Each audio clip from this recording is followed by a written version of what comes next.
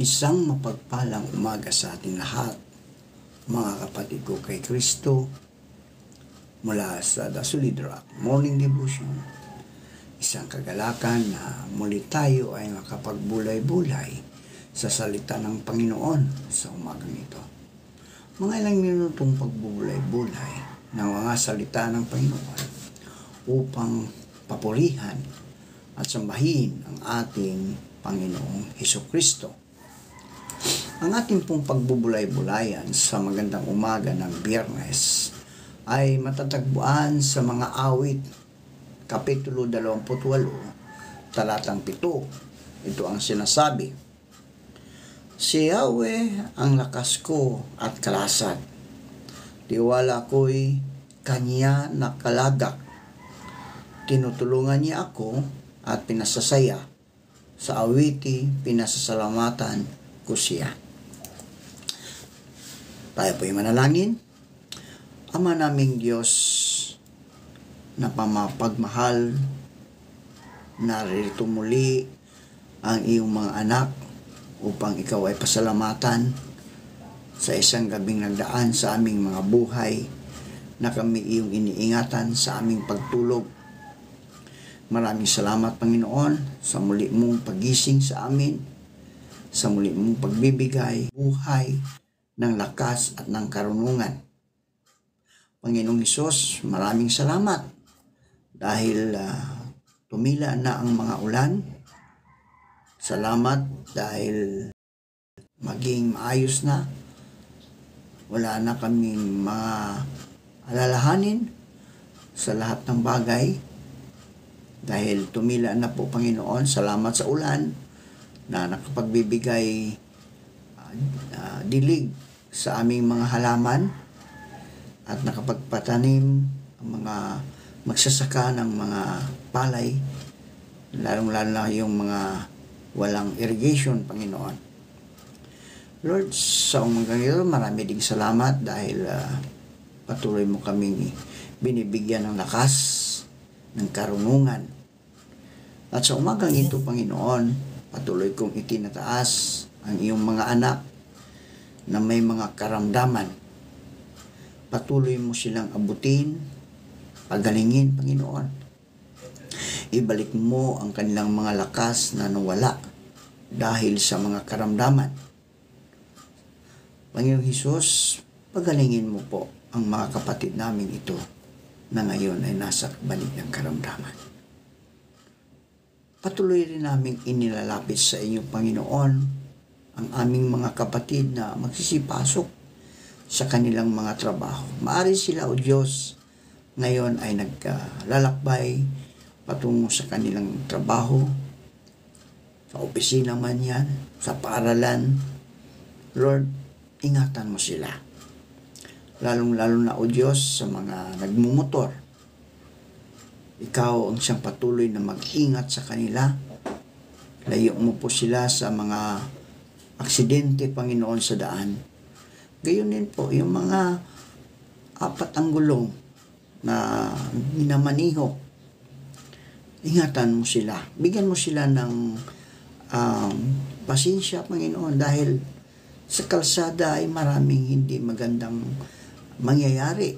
Dahil hindi lamang ikaw o kami ang nagmamaniho, marami po. Bigyan mo po ng lamig ng ulo ang bawat isa. Hindi po umabot sa anumang mga hindi magandang pangyayari sa buhay sa isang kalsada, Panginoon. Gayon din po, Diyos, patuloy kong itinataas sa inyo ang mga anak mo na naghahanap ng trabaho. Ito man ay lokal o abroad. Naway makasumpong sila ng magandang trabaho sa tulong ng iyong banal na Espiritu upang sila, O Diyos, ay magkaroon ng hanap buhay.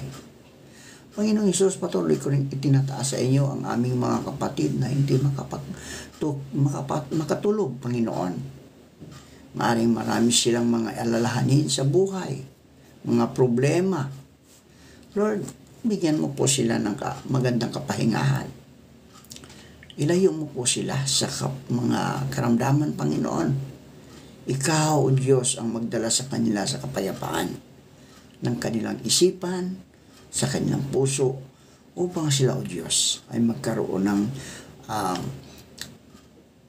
kapahingahan, Panginoon, sa kanilang mga isipan, Panginoon.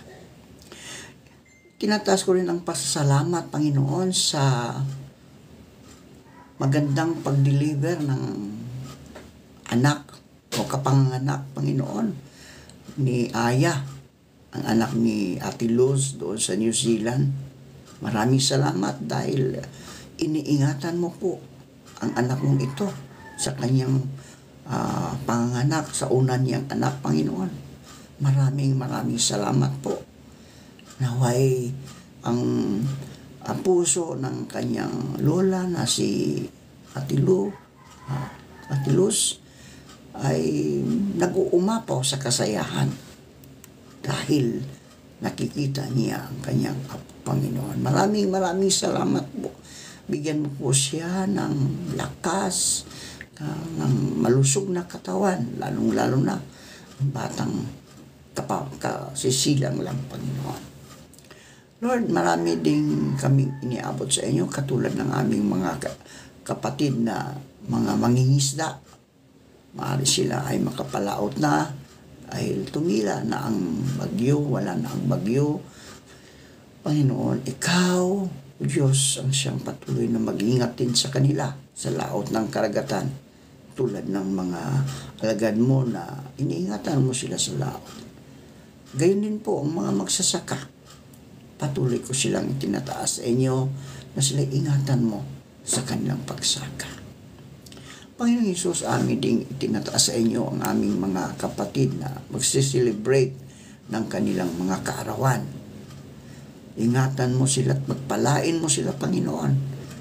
Lalo na po kay Benson sa kanyang kaarawan ngayon at kay Christina, Panginoon. Patuloy mo po silang ingatan, gabayan, at patnubayan mo sa kanilang mga buhay sa araw-araw, sa kanilang trabaho. Proteksyonan mo sila, O Lord. Panginoong Hesus, maraming salamat dahil isang taon na naman sa kanilang mga buhay ang ibinigay mo, Panginoon. Naway marami pang taon ang kanilang mararanasan sa pag-ibig mo, Panginoon. Lord, patuloy ka rin naming pinasasalamatan dahil sa mga kapatid naming nagtatrabaho sa ibang bansa, ang mga OFW. Patuloy mo silang iniingatan doon sa lugar kung saan merong kaguluhan. Lord, Ikaw ang siyang maghari sa bawat puso ng mga tao upang magkaroon ng kapayapaan ang buong mundo, Panginoon. Panginoong Hesus, patuloy ko rin itinataas sa inyo ang aming mga leaders ngayon, Panginoon. Maring sila, O Diyos, ay nagkaroon ng hindi magandang mga pangyayari dahil sa politika. Lord, naway Ikaw ang maghari sa mga taong ito. Alam ko, Panginoon, na hindi mo pababayaan ang bansang Pilipinas dahil sa mga pangyayari na naranasan ngayon ng bansang Pilipinas sa politika. Panginoong Hesus, salamat. Dalangin ko rin, Panginoon, ang mga seaman, yung mga nagtatrabaho sa karagatan, sa mga barko. Ingatan mo sila, Panginoon, sa kanilang trabaho dahil minsan sa karagatan ay may mga pirata na namimirata sa mga kabarkuhan, kanilang inaabdak, Panginoon, upang patubos sa mga may-ari. Lord, ingatan mo po, lalong-lalo na ang iyong mga anak, Panginoon. Ilayo mo po sila sa anumang kapahamakan. Maraming salamat, Panginoon, sa mga katugunan sa aming mga panalangin. Sa pangalan ni Jesucristo na aming Diyos at tagapagligtas. Amen. Amen. Sana all. Ayan. Yun po ang ating pagbubulay-bulayan ngayong magandang umaga ng Biyernes. Sana all. Mataas ang tingin natin sa mga taong strong. Mas angat ang matatag. Kapag ipinakita mong nahihirapan ka, mahina at talunan ka. Gusto nating magiging strong, no? Strong, malakas. Katunayan, iniisip natin, sana all, no? Sana all, strong. Pero kaakibat ng threat na ito, ang pressure na hindi na dapat kakitaan ng kahinaan. Ang impression din ng iba, mga kapatid, no? Hindi na kailanman nangangailangan ng tulong. So people who have always been strong try to keep their problems to themselves and are afraid to voice out their pains. Sana all. Sana all. Strong. Pero, sana all na lamang. Kayang umamin kapag nahihirapan na ang hindi na kaya.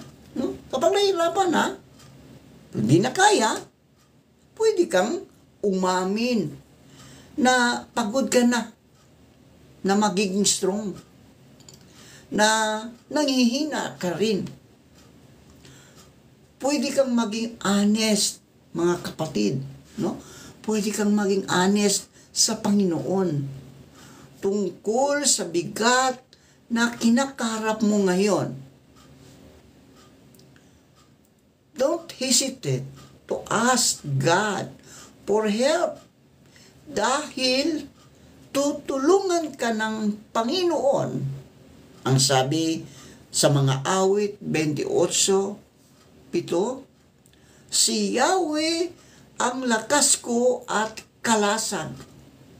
Tiwala ko'y sa Kanya nakalagak. Diba? So tandaan nyo, tinutulungan niya ako at pinasasaya. Sa awiti, pinasasalamatan ko siya. Oh, diba ang Diyos na nagmamahal sa atin, ang nagbibigay sa atin ng lakas. Siya ang shield natin mula sa kumakalaban sa atin. Sa kabila ng mga kinakaharap natin, kapag tayo'y nagtiwala sa Kanya, mararanasan natin ang tulong ng ating Panginoon at pagbuhos ng kalakasang nanggagaling sa Kanya. Sana all strong. Sana all. Hindi imposible, mga kapatid, kung magtitiwala tayo sa ating Panginoong Hesukristo. Sige po, tayo po ay manalangin. Marami pong salamat sa mga salitang aming napagbulay-bulayan ngayong magandang umaga ng Biyernes. Sana all strong kami, Panginoon. Pero hindi dapat ganon, Panginoon. Kung hindi kaming mga anak mo ay patuloy na strong. No? Strong. Hindi sana. Kaya Lord, kaming lahat nagtitiwala na Ikaw ang siyang magbibigay kalakasan sa amin. Nanampalataya kami, Panginoon, na hindi mo kami iniwanan ni pabayaan man. Anuman ang kinaharap naming pagsubok sa buhay, hindi kami napapagod dahil kasama ka, O Diyos. Ikaw, O Diyos, ang siyang nagpuprotek sa amin sa lahat ng mga pagsubok sa buhay sa mundong aming ginagalawan. Panginoong Hesus, sa umagang ito, dalangin ko na pagpalain mo ang lahat ng nakikinig sa iyong mga salita at lalong-lalo na kung kanilang isinasabuhay. Maraming salamat po. Sa pangalan ng Ama at ng Anak at ng Banal na Espiritu Santo. Amen. Amen.